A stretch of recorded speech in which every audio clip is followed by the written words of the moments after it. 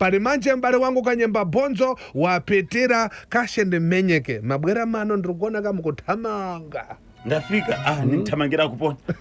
hapo kwa nitamangire kubasa ka aikona nenge nichidziwa kuti uliko ka ningatamangire kupone naye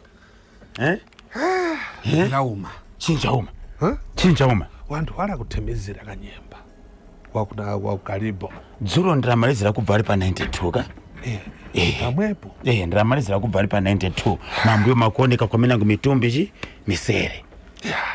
bzidaoma Filipi mbonaona yacho ka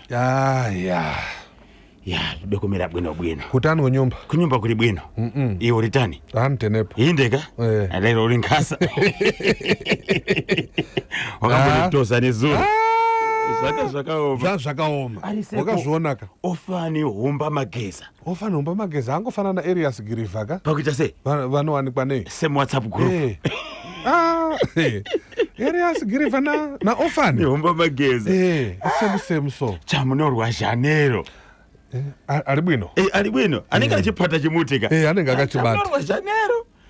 ndakasangana netimu inoshanda na engineer Chikuvira pamakona apo kuchitungwiza vanga vachikumhoresa ka ndopa magetsi kapazesa ka madhamu dzikiti Success Moyo Chivamba Jafeti Jongwe Samson pamwe chete na Faith Mashaka kusanganisira kuda kwashe Hamundikari vakangotumira benza chete hapana kana zvimwe zvawakakupa ntumira anyiko kanya naiwe chiko chavanotumira kana vasinambotumira benza engineer Chikuvira chiko kwaigumoresa fala lafika kupembedzwa muda pasako Philip Makazi nekuti andimutrase hanzi muri natonderai rimaunga the Gabon vibe ari kuponi anenge ari mumtown kwanoenda kupitoni it's okay tonda anoenda kuponi kanyemba anenge aripo takamboisa chikumbiro kuti vanoona nezvema traffic lights ndizvozvo Solomon Mujuru na Harare Drive apaona hapo Solomon Mujuru na Harare Drive hapo tichaenda kumadokero right ipo paya dzinoloka kanyemba sofa chibaba chekuloka muHarare ndiye ainzi Kickman kudhara ka ndiyeka Solomon Mujuruka ndiyo mugwagwa uri kutora mbiri yekuloka muHarare especially ipapo pana Solomon Mujuru na Harare Drive uchibva kutown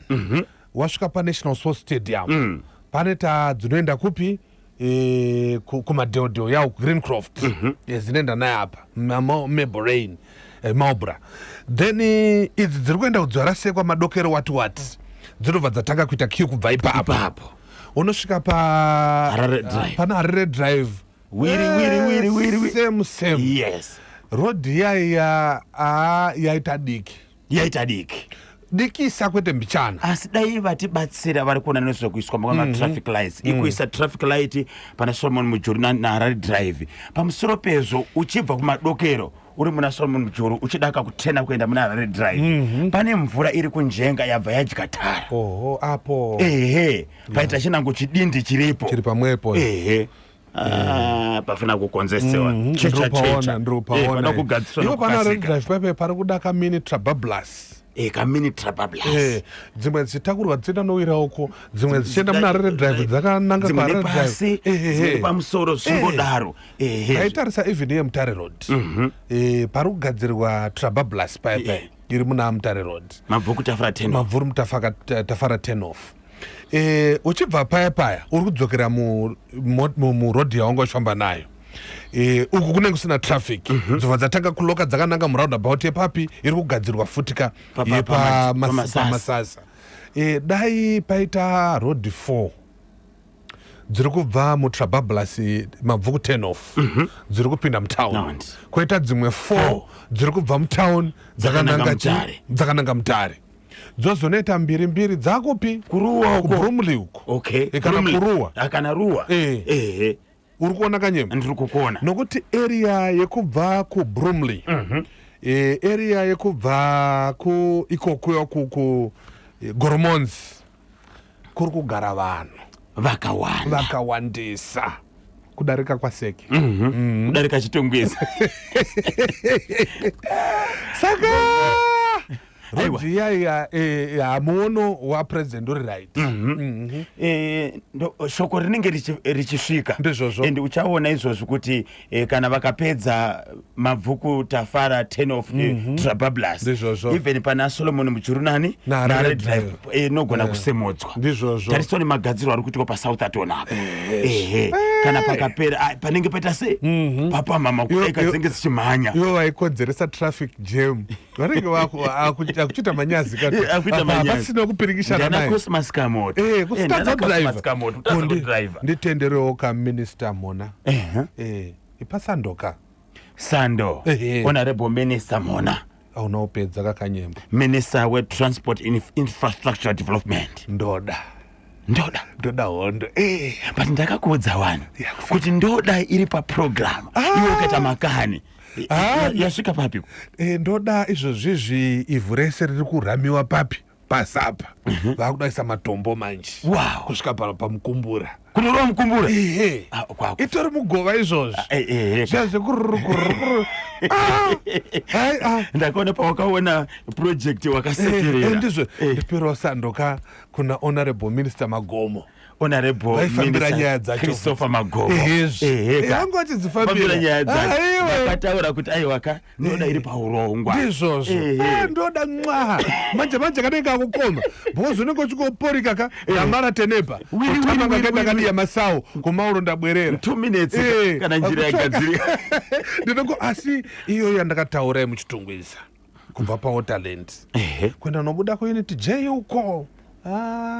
saika njira imweyo tingataure nani Mr. Monyera vari kuzviziva here kukanzuru uzonipoka namba dzavo da kuzotaura navo Mr. Monyera kubva pawotachi paWaterland kunobata kune waterworks uko kuNew Chitungwiza Road wakuenda kuindustry uri kuiona karodhiyo ndiri kuiona everyday manane panchedo wabwera ubasa ndiyo anisenzesa marobotsi agara akafa agara akatofa kare ndi Harare Drive naActurus dzinoloka zvokuti dzinorovana zvokuti sorry ndinonzi chandida kuMandara ipapa aukhala uchipayebwa apa kanyemba Harare Drive naActurus Road apo urupaona tikubva mukukamfinza wiri nakamfinza nerodhi iya iri kuenda kuna Harare Drive ndiyo iri kubva apa paNew Complex kapa uri kuiona kanyemba tiri muna Mutoko Road pane complex iri apa yakavhurwa iyai otena ndiye inonzi chirodhi yaunotena nayo inoenda kukamfinza ndiri kuedza kutarisa marodzi acho rodhi yekutena uchibva muna Mutoko Road ka uchienda ukamfinza ndakuyebwa njiri Acturus Road ka Harare Drive naActurus ndepapi apa Harare Drive ndiye Acturus Road wandiri kukuza wekanyemba road iyoyo ka inonobata Harare Drive kuMandara hapo ari kubva kuroundabout yepaMasasa ndi Harare Drive uri kuona paroundabout iri kugadzirwa yepaMasasa iyo uchidzika nayo handinenge uchienda kuChikurubi ndiye Acturus Road ndo Acturus naHarare Drive aiwa ndikana taika bwema akatofa kudhara matraffic lights and maaccidents anogara achiitika ipapo Harare Drive naActurus wakaramba his worship Mayor Mafume please tibatsirewo kana marobots kuti traffic light epana Harare Drive naActurus Road yoda kugadzirwa kukurumbisa kanyemba tanga tapakanganwa ndikuona kanyemba undibondisire kuka Mr. J Mr. Mtasa